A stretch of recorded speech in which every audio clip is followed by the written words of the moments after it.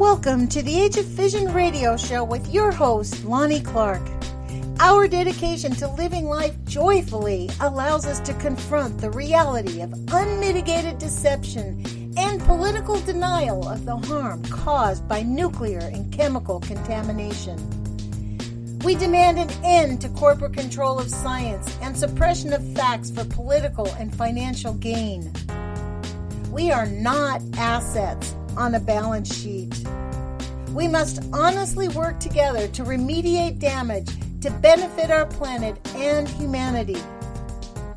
Remember, happiness is resistance, and love is greater than fear. Join the Age of Fission radio show on Spreaker.com. Search for Lonnie Clark for all our podcasted shows. Podcasts are also on YouTube at nutzforart, nutzforart. Thank you for being part of the solution.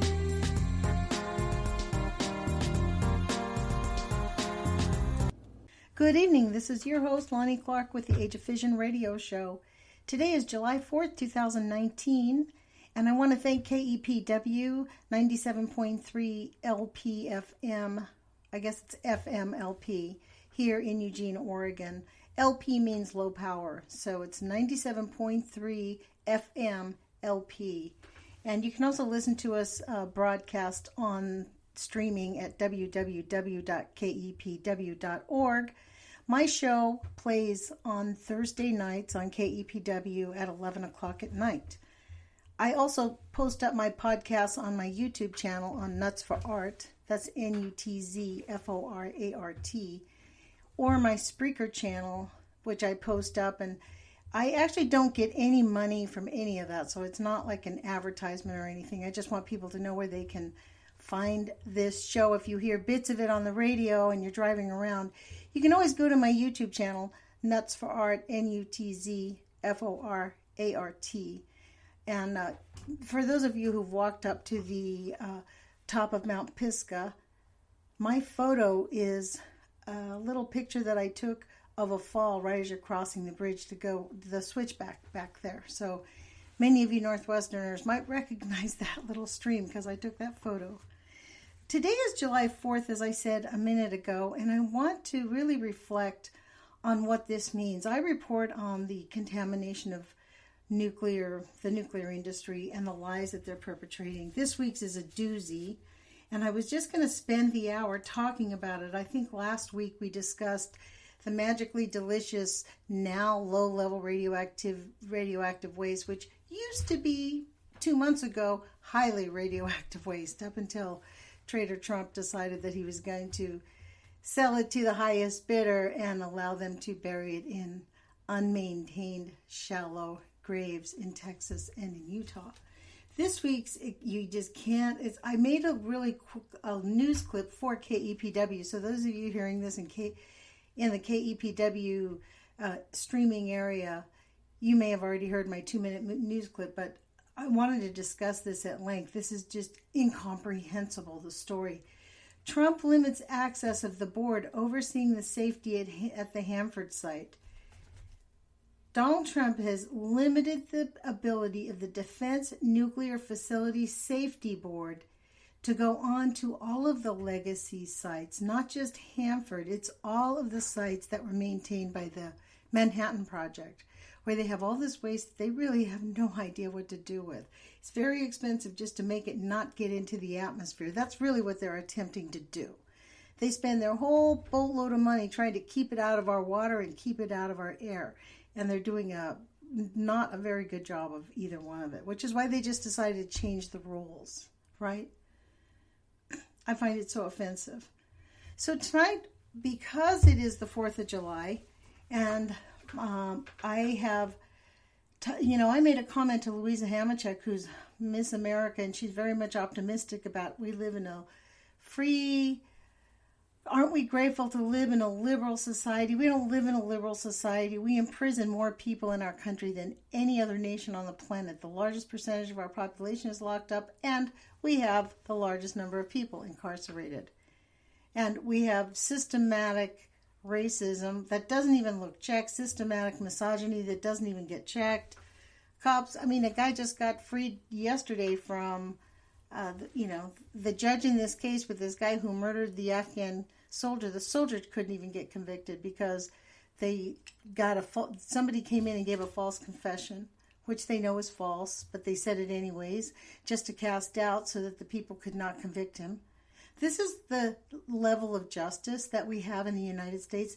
Tonight, on the 4th of July, Nancy Pelosi is in some swanky hotel or in some swanky residence where she lives, toasting the United States of America and patting herself on the great job she's doing protecting Donald Trump from impeachment right now, while there are children on the border being tortured at his hands. Torturing children in these camps at the border literally is a crime against our Constitution. It is outrageous, and I could not let this night pass on the 4th of July. While we have elected officials like Jeff Merkley, Ron Wyden, Pete DeFazio, who refuse to come out for impeachment hearings in the face of all of this.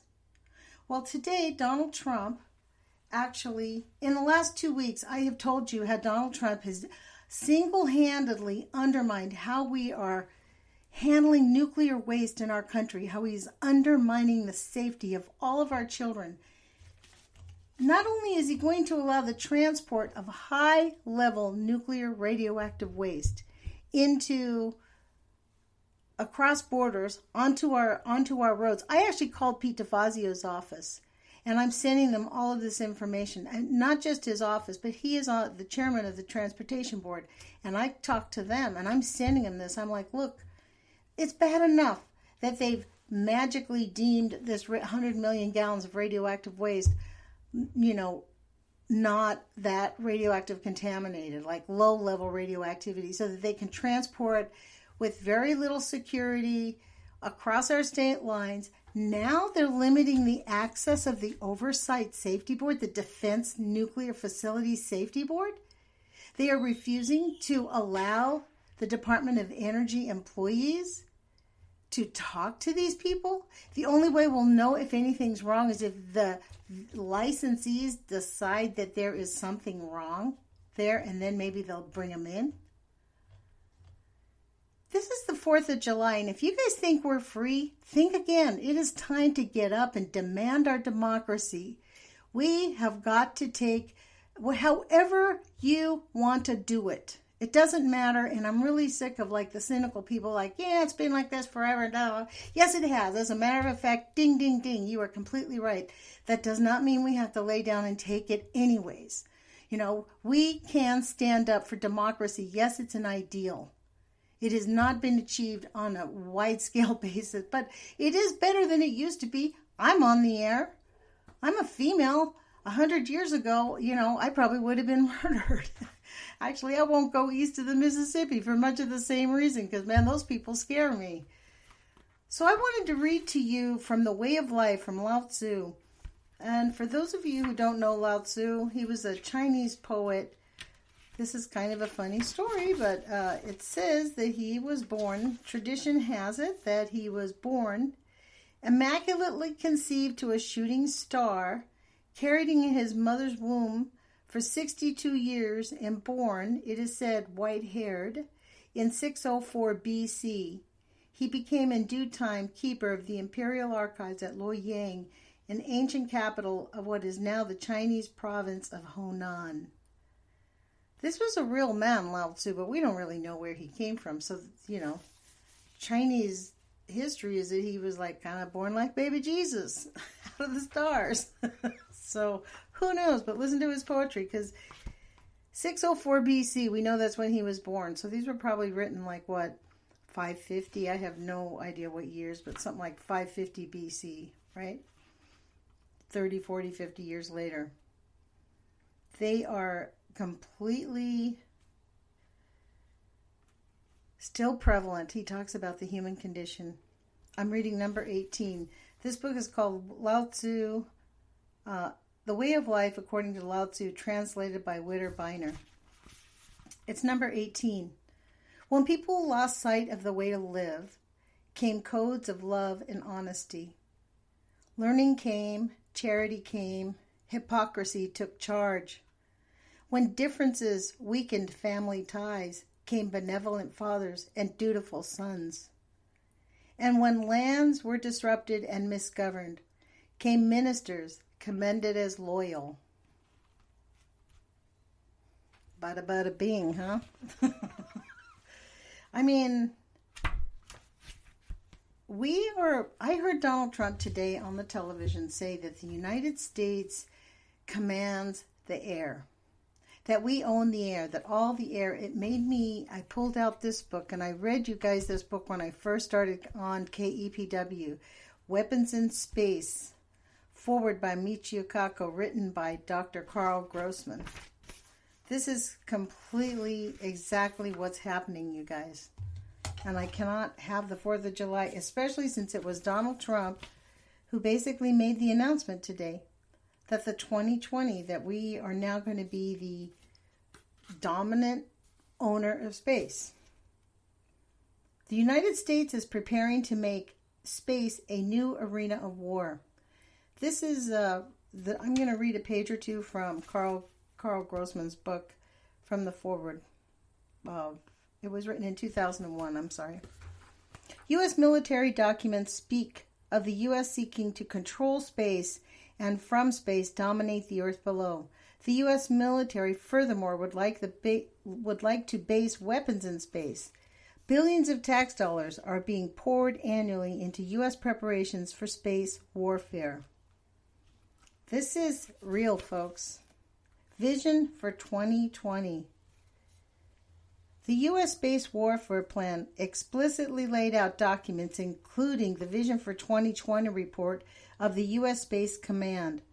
The U.S. Space Command coordinates the use of Army, Naval, Air Force Space Forces and was set up by the Pentagon to help institutionalize the use of space, notes its website, http://spacecom.af.mil/USS PACE, U.S. Space. Wow.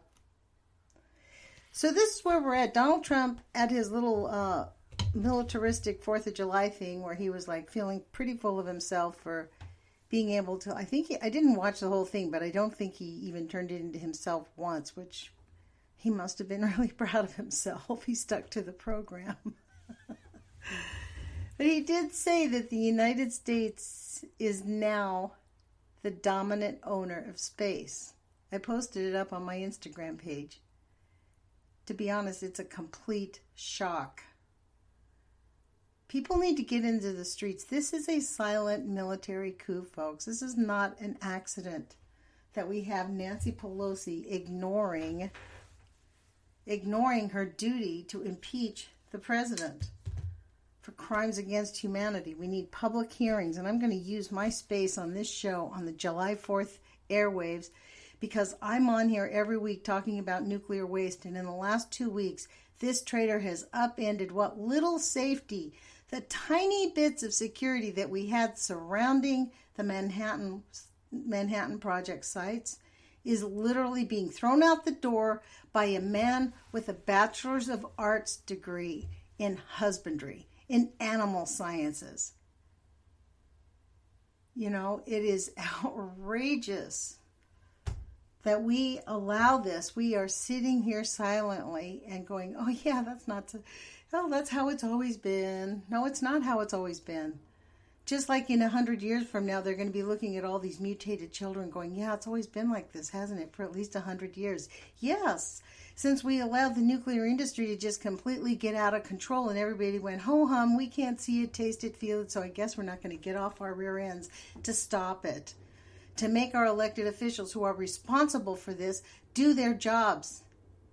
This actions need to be reversed immediately before we have 100 million gallons of radioactive waste driving down the freeway in trucks that can't even be overseen by the Nuclear Safety Board that was designed to oversee this type of waste. It's beyond comprehension. Can you imagine if one of these trucks breaks along the way because it's actually transporting extremely toxic radioactive waste, which something called the Wigner effect is that it makes metal, it wears through metal and makes things break. That's why every one of the cameras in the Fukushima site burn after 20, 30 minutes. They don't have a camera that they can recover and keep using. They spend $6, $7, $10, $30 million getting a camera down there to see what's in there, and it dies in there. They do not recover it. This is a serious oversight by the citizens of the United States to take this issue lightly. Today is July 4th. On my show alone, in the last 2 weeks, I have seriously reported some pretty serious events. I played Larry Bergen's show because Larry Bergen is fighting to get disability for 10 years, since 2009. He still has not gotten paid, lives on the mercy of other people. I know there's a GoFundMe page started for him. I mean, it is outrageous that people who are victims of the nuclear industry have to go to GoFundMe to pay their rent while the state refuses to pay their disability, their medical bills, or anything for them. That the people up at the Hanford site, when they get sick and the state of Washington decides, okay, we're going to treat these people right, and they get it on the referendum, and the citizens of the state of Washington vote for a referendum that says you have to pay their medical bills, period. If you worked at Hanford and you get cancer or you get something else, we're going to pay your medical bills as just part of your medical disability. I don't know how they worded it, but, they basically guaranteed the people who worked at Hanford ought to have their medical bills paid. They shouldn't be going into bankruptcy. So the U.S. government under Donald Trump has challenged that and took them to court, and they won, and they're challenging it again. They're going back to court. This is who is running our government. They don't care. These are psychopaths. That's the only answer that I can see. I don't know if any of you read, but one of the things that we can do in America is start reading books. Read real literature. Don't read trash. I mean, read things that make your brain think. And I strongly suggest reading the Russians because they have a very deep culture. And it's ironic that we're demonizing the Russians in this time and era right now. Well, I mean, I guess it's that quid pro quo, right? We spy in their elections and they spy in ours. But, in their system, there's only one winner, and that's Vlad. Vlad has won every year, or else he puts in his friends and they ask him, what are we going to do, boss? I mean, that's the kind of presidency that Donald Trump wants, right? And evidently, that's the kind of presidency that the DNC wants, too, because they are effectively protecting this criminal. So the question is this, and I wish I could make this an interactive show. I am getting lessons this evening, as a matter of fact, about how to do Pinnacle and how to make videos better. And I guess I'm just going to learn to get better at this. I had the luxury of having my radio show produced for me for the first 3 or 4 years that I was on the air. So all I did was get guests and bada bing, everything went up. Although she didn't edit anything now, so now I do go back if I say something stupid and take it out. But I think it's super important. I just can't go on enough. Here I am, 17 minutes in. You're listening to Lonnie Clark with the Age of Vision radio show. And we are playing this tonight on KEPW 97.3 FM LP. That means low power, by the way. Or you can listen to them on the internet at www.kepw.org and take a look at their schedule. They have a great schedule of really fantastic music and news and local Northwest news. Very important issues being covered at KEPW. If you want to find my podcasts, you can listen to them. I usually post them also on my YouTube channel, which is NUTZFORART. That's Nuts for Art, which I am, Nuts for Art. And I used to really do a lot of painting, a lot of juggling before the Fukushima thing happened, before I got into the radio. I'm like, what? Like discovering that they, when Trump says the United States, we own the skies. and we have the best of everything. He was just boasting. I mean, I think it's the rollout for the vision for 2020. They're getting people ready for it. And this is why they had Trump in the office, because you cannot have a democracy, supposedly a democracy, and say, oh, we're going to rule the entire atmosphere of the planet. And oh, by the way, no other country gets to get up there without our permission. Not very democratic. Excuse me, I need to take a little drink of coffee, that is. That was coffee. Anyways, I am going to get to this story because I see that we're almost halfway through, and I really want to cover it because this is just unbelievable. This is a story printed on crosscut.com. And let me go to the actual site. I made a PDF of it because I'm going to put I'll put the credits in this when we get there. So let me get into this. It was written by John Stang, S-T-A-N-G, okay? And it is, watchdogs fear that the recent administration order will make the Defense Nuclear Facility Safety Board less effective and nuclear waste sites more dangerous.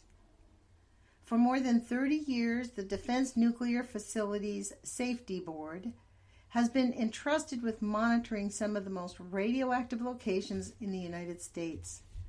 That work is now being trimmed by the Trump administration, which has limited the board's access to the Hanford site in Washington and other federal nuclear cleanup sites.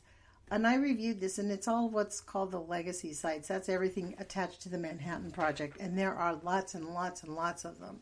Dozens, actually. These limitations worry some Hanford watchdogs. They argue this could potentially lead to engineering and safety problems being ignored because those troubles could be inconvenient for a federal government stuck in a decades-long and very expensive slog to clean up Hanford and other sites throughout the United States. I'm going to stop here and inject because you know what? This is the thing. What they need to do is admit they can't clean it up. This is about waste management. It's not cleaning it up. It is actually moving it from one place to another and keeping it safely out of our environment until it's no longer a danger. There's a huge difference. I think Americans are very confused. I know I was. And they write it so that they use words that make us think they can clean it up. They're not cleaning it up. They're not remediating it. They're not turning it back to the way it was. They are moving this waste and trying to keep it from getting into the groundwater and into the air. And they are not doing a good job of it.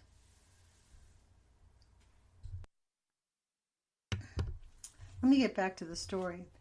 At Hanford and Richland, the Defense Board and its on-site inspectors have had significant roles in making sure the huge and troubled radioactive vitrification plant is meeting technical and safety standards, which it is not actually. The change in Defense Board accompanies other recent efforts by the Trump administration to adjust its approach to the cleanup of harmful wastes. In one case, the administration, through paperwork, is seeking to classify some highly radioactive waste at Hanford with a less dangerous designation, a move that would cut costs and shorten timetables.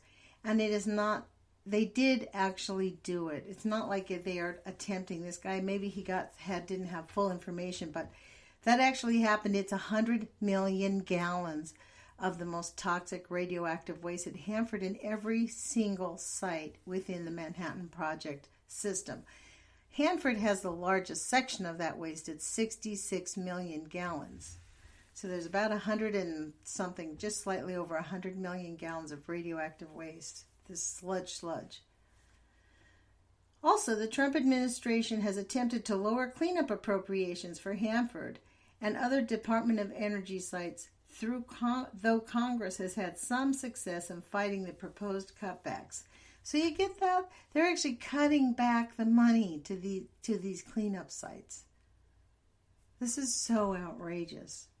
These DOE sites, which number in the dozens, the largest being Hanford, the Idaho National Laboratory, and Savannah River, South Carolina, made plutonium, processing uranium, and created other materials for atomic bombs. Now the nation is dealing with vast amounts of radioactive waste from these efforts. An independent federal agency, the Defense Nuclear Facilities Safety Board, actively pokes through the technical nooks and crannies of Hanford and other nuclear sites to hunt for potential safety problems. And let me give you a little hint that he doesn't mention in this article. But in 2014, it was this safety board, the Defense Nuclear Facilities Safety Board, that actually discovered that the WIPP had a collapsed mine and had nuclear contamination down there. They were trying to resolve. They poked through and found that themselves. That wasn't like the mine at the WIPP. That's in Carlsbad, New Mexico. It's a nuclear facility that only reopened recently, and they have not resolved the issue. I mean, this is the issue with these folks. They're just moving on. They keep creating huge, gigantic problems. It's a salt dome where they were burying nuclear waste, and the thing collapsed, and it was on February 14th, 2014. And it burnt for a long time. And cancer rates east of that skyrocketed, although there was no oncological studies or epidemiological studies, because the nuclear industry makes sure that none of that ever gets tested. They don't see the need for it. Back to this story, folks. Let me see how much time I have here. I want to thank everybody for joining us. You're listening to Lonnie Clark with the Age of Fission radio show, and I am actually continuing reading this article that was first posted in crosscut.com, and the title of it is Trump Limits Access of Board Overseeing Safety at Hanford Site. It is just beyond comprehension. Back to this story. Congress created the board in 1988 as a response to the safety problems haunting several DOE facilities, as well as to the 1986 Chernobyl reactor in the Soviet Union, correct. The board's job is to make recommendations on safety matters to the U.S. Secretary of Energy. That would be Mr. Rick Perry, who has a Bachelor's of Arts degree in husbandry, which is taking care of animals, animal science. DOE does not have to follow those recommendations, but it is required to provide the public with reasons for skipping those suggestions. In May 2018, DOE, which is in charge of cleaning up contaminated federal nuclear sites, issued Order 140.1 with the official purpose of clarifying responsibilities and lines of communication between the Defense Board and the DOE on the Energy Department's cleanup site. So you know who wrote that actually? Her name was Miss White, Ann White, I think her name is. She's actually Donald Trump's. He appointed her to be the environmental specialist for his cabinet at the DOE. She was a consultant for the low-level nuclear waste site that won one of the contracts for this newly regulated 100 million gallons of low-level waste. That company actually gave to Rick Perry during his governorship $1.3 million in campaign contributions to Rick Perry, and she worked for that company. And she wrote this 140.1.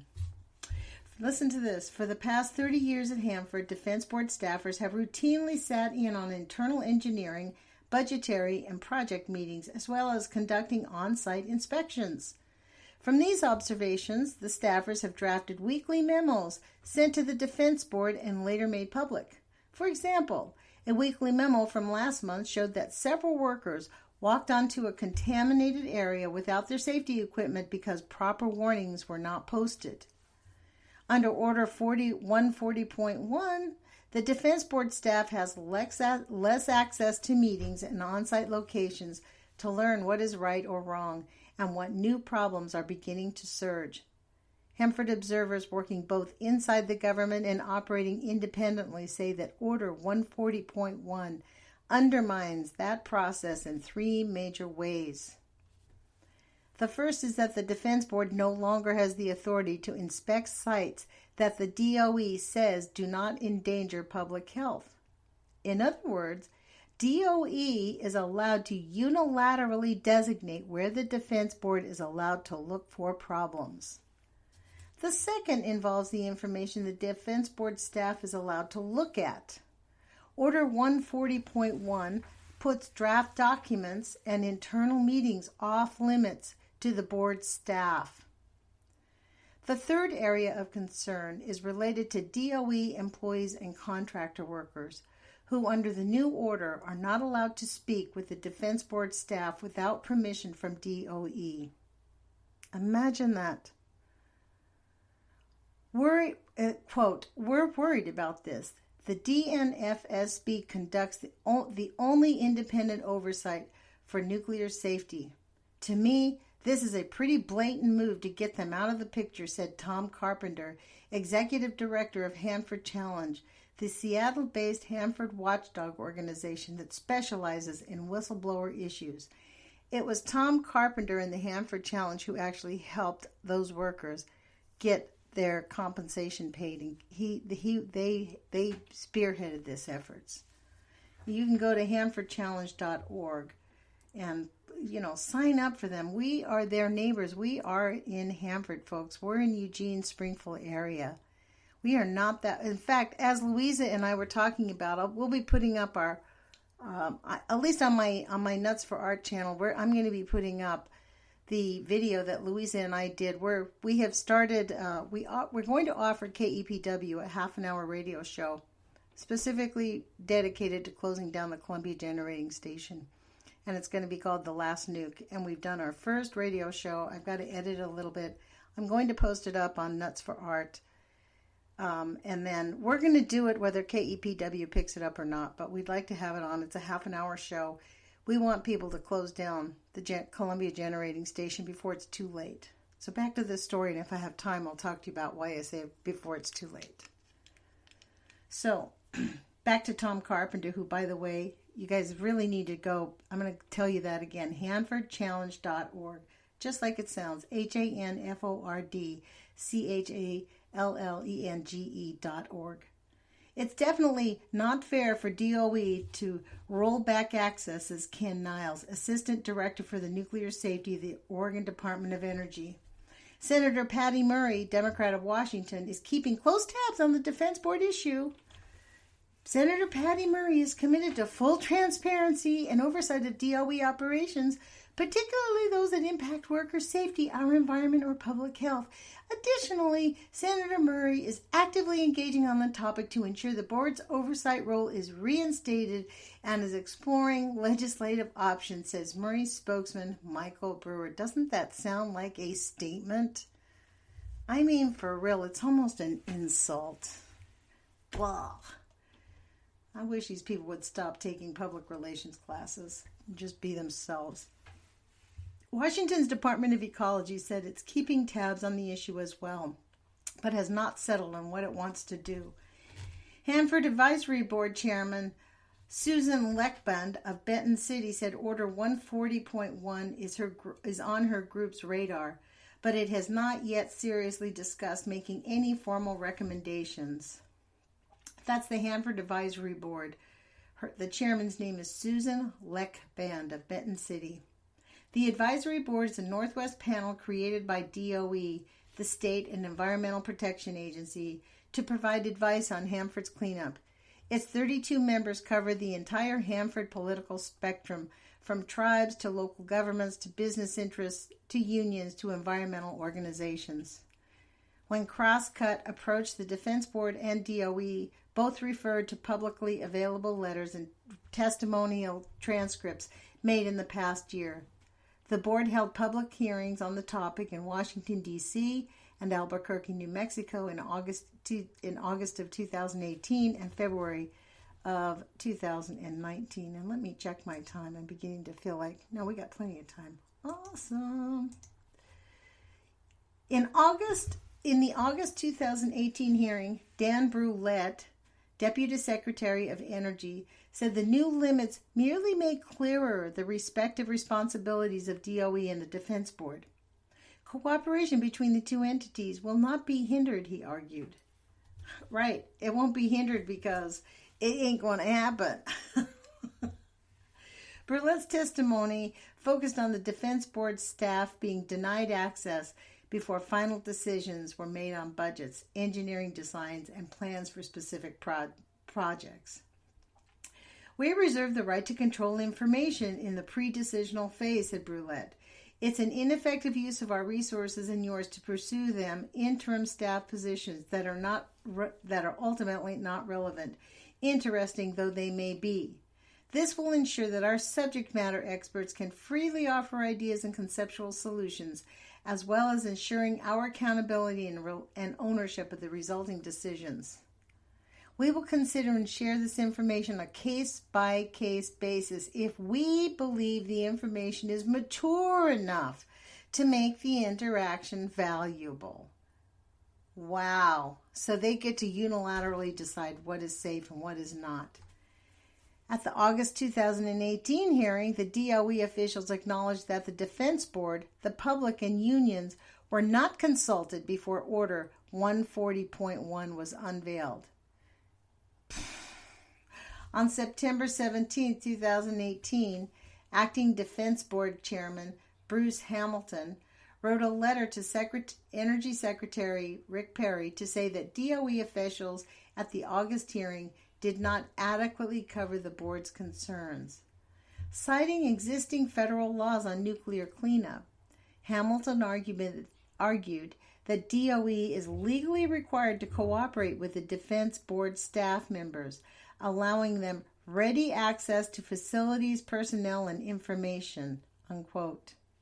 In the letter, Hamilton also contested DOE's move to deny the board staff access to deliberative documents, pre-decisional documents, or deliberative meetings.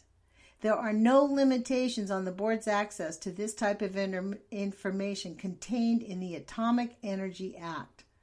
This restriction has potential impacts to the board's safety mission because the board's expert advice is often dependent upon information, meetings, and discussions with individuals that may be construed as deliberative or pre-decisional. Hanford's largest current project is building a complex that would take 56 million gallons of radioactive waste in 177 leak-prone underground tanks and melt it with glass to create glass logs from which the radioactivity cannot escape, a process known as vitrification. By 2010 and 11, project contractor Bechtel National Corp. And chief subcontractor URS Corp. were accused by whistleblowers of not tackling design flaws in one segment of the project. These flaws increased the potential for hydrogen gas explosions, radioactive sludges clogging pipes, and corrosion causing leaks in those same pipes. All of these problems would occur in highly radioactive chambers where information gathering and repairs could be handled only through remote control. Wow. You know what that means? They're building a little Fukushima there. That is really what it is. Through remote control, you don't have remote control. Like, it melts. It doesn't last very long. That's why it's so expensive. Bechtel and URS tried to ignore these flaws and retaliated against engineers and managers who brought up these issues in order to make a 2010 deadline, which would result in a $5 million bonus for the companies. So they destroyed the environment for $5 million. What disgusting creatures they are. The Defense Nuclear Facilities Safety Board got involved in 2011. In a report issued that year, the board noted that its observers had found widespread fear within the ranks of lower and middle managers, who felt they could not voice technical observations and opinions to upper management. The board finds that expressions of technical dissent affecting safety at the waste treatment plant, especially those affecting schedule or budget, were discouraged, if not opposed or rejected without review. Project management subtly, consistently, and effectively communicated to employees that differing professional opinions counter to decisions reached by the management were not welcome and would not be dealt with on their merits, the report said. Wow. Later, DOE, Bechtel, and URS acknowledged the design flaws existed. This scenario has been a Hanford tradition for decades. In the late 1980s and 90s, workers and middle managers raised concern about leaking tanks, the spread of underground contamination and lapses in radiation safety, and were mostly removed from their posts. Eventually, those problems were confirmed as real. Ironically, DOE and Bechtel told the state of Washington in 2015 that Hanford could not meet a 2022 deadline to have the entire vitrification complex running because of problems with hydrogen gas, leaking and clogging from the sludge, all of which they tried to suppress in 2010. Today, they have a revised schedule for Hanford to get the facility that will handle low-level radioactivity waste online by 2023, and the entire complex running by 2030.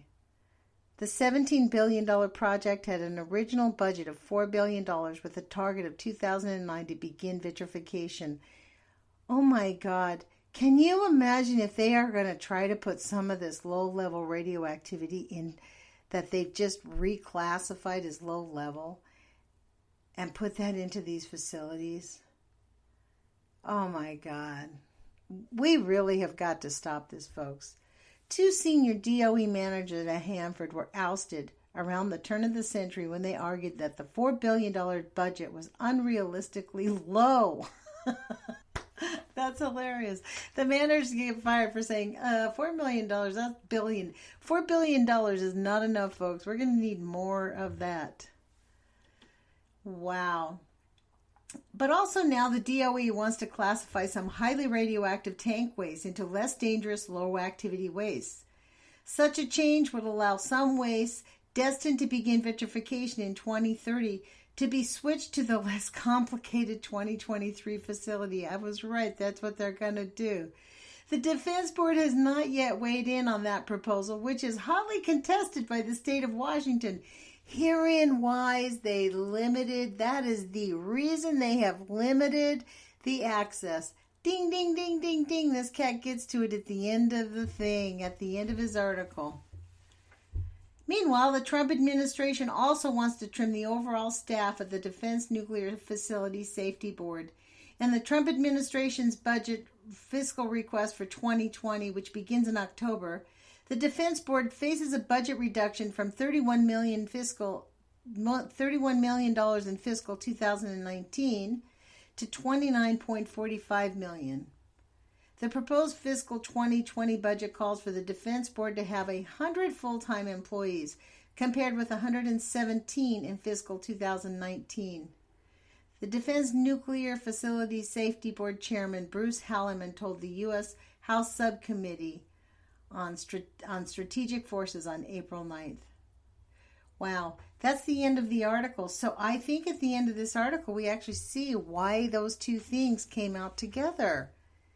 They had to have this 140.1 because they are declaring this low level, this radioactive waste as high level, and they plan on putting it into facilities that actually can't manage it, but they're going to do it anyways for money. Oh my goodness. Well, how's that for a 4th of July little bit of an ending here, folks? This is why I had to talk at the beginning about this. What is our responsibility as American citizens? I mean, we have a constitution that is duly being ignored and subverted by the people that we elect, and I think that's almost cooked into the books, right? What's not cooked into the books is our decision to believe in our freedom, in our right to life, liberty, and the pursuit of happiness. We can believe in that, and we can keep working to gain it. And I say, call up Pete DeFazio's office. He sits on the Transportation Board in the House of the Representatives. He is the chairman. You call his office and you tell him we want Order 140.1 reversed and overturned, however Congress can do that. And we need to have this low-level radioactive waste designation to be reversed. And whatever the nuclear industry is trying to avoid by dumping 100 million gallons of highly radioactive waste into shallow graves in Texas and Utah. What are these people thinking? It is time for us to rise up and be real Americans. You know, I'm glad that I'm an American because I actually am not, I mean, I guess I haven't got much to be afraid of because I don't have a pot to piss in. I don't think I can say that. Anyways, I'm not going to take it out. It's after 10 o'clock. I think I can. So you guys have been listening to Lonnie Clark with the Age of Fission radio show. You can catch my podcast on Spreaker.com. I post my podcast on nutzforart, nutzforart. That's my YouTube channel. You can poke around on my YouTube channel. I have a bunch of books. I've read books on there, John Goffman's books. I have pretty much stopped posting except my radio show. I do post it back up, and I am going to be learning how to make better videos. I'm going to make these podcasts and put some video content on it from my YouTube channel. And for those of you who think that I'm making money off of this, I'm not. I have not ever made money. All I've done is give money. I give money to activists, and frankly, I'm a supporter of KEPW, and I encourage anyone who listens to this radio show, please make sure you give us the KEPW, and I'm going to say us. I'm not part of them, except that my show's there. Please contribute $5, $10, $15, $20 a month, $30, $50, whatever you can afford, please contribute. KEPW needs monthly subscribers so they can create a budget. So while a $200 or $300 contribution is awesome, if you give us $20 a month, that's as welcome as a $220 check, right? Or something like that. Anyways, I want to thank you for joining us. This is Lonnie Clark with the Age of Fission radio show. It is the 4th of July, and let's be grateful that we do have a Constitution that was written. I believe we have an active, growing Constitution, and if enough of us stick up for our democracy and refuse to give in to the fascists, I think that they're going to eat themselves, as Lao Tzu says. Here, I'm going to end the show with a Lao Tzu poem, as a matter of fact, because I love Lao Tzu. This was very interesting. Man at his best, like water, serves as he goes along. Like water, he seeks his own level, the common level of life. Loves living close to the earth, living clear down in his heart. Loves kinship with his neighbors, the pick of words that tell the truth, the even tenor of a well-run state, the fair profit of able dealing, the right timing of useful deeds, and for blocking no one's way, no one blames him.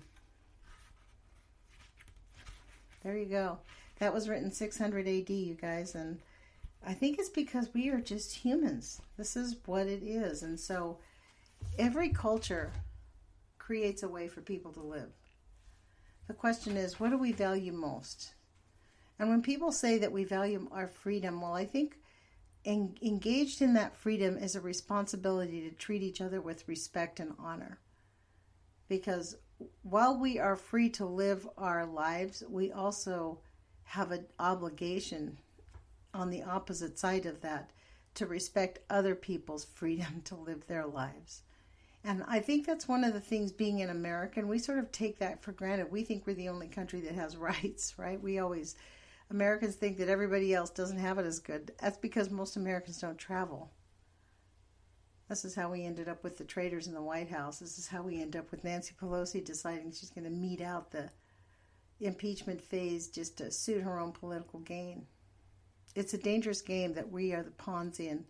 I often say we're assets on a balance sheet. Well, the only way to make ourselves not assets on a balance sheet is to remember that happiness is resistance.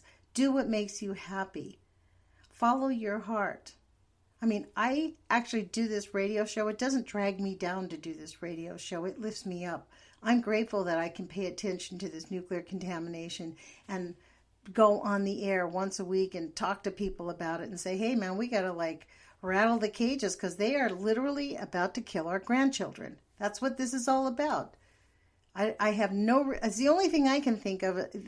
They're either greed, or stupid, malicious, or all of it. And I think some people are all of it, and some of them are just stupid, and some of them are just greedy, and it takes a big mix. But we have a responsibility now to stop it. We are hearing about it. So I hope that you will join me in really believing in the power of love. Like I say that love is greater than fear, because love is what I believe is our gift on this planet. That's why they work so hard to strangle it. You know, they want to be in control, but the gift of our planet is love. And we as human creatures can connect with the other creatures that feel love. I mean, it's not just the human species that's being destroyed. It is every species on this planet, and especially the ones that feel love. You know, there are certain creatures in this planet that can live at the base of the ocean and thrive on radioactive contamination. But are they complex beings that can share and signal love to each other? I don't think so. So I think it's our number one gift that we have to give to each other. And in that gift, when we share it, we get stronger and we can create solutions. Like intuitively, I know that we can remediate the radioactive waste.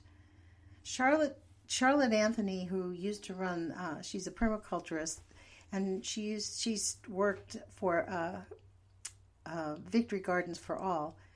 She keeps saying that we need phytoremediation. Just put microbes in the earth, that the microbes will absorb the radioactivity much, much, much faster than anything else. And we just need to keep feeding the earth microbes. So maybe it's as simple as that. I don't know. But I want to thank everybody for joining us. You've been listening to Lonnie Clark with the Age of Fission radio show. This is July 4th, 2019. And let us put our courage feet on and stand up for our planet and for each other. And walk in love. Know that love is greater than fear. And happiness is resistance. Our oppressors want us unhappy because unhappy people are easy to control. So allow us to take back our own happiness and figure it out, what will work for us. We can vibrate at that higher resonance. We can create the solutions that we need. So happiness is resistance. Put your courage feet on. Happy 4th of July. And you know what? God bless America. And let's get back our humanity sooner than later. Talk to you guys next week. Ciao. Thank you for joining the Age of Fission radio show.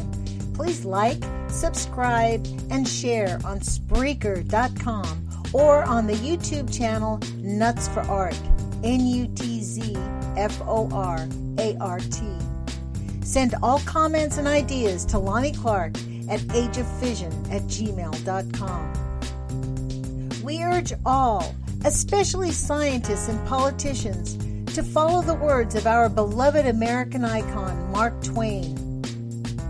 Always do right. This will gratify some and astonish the rest.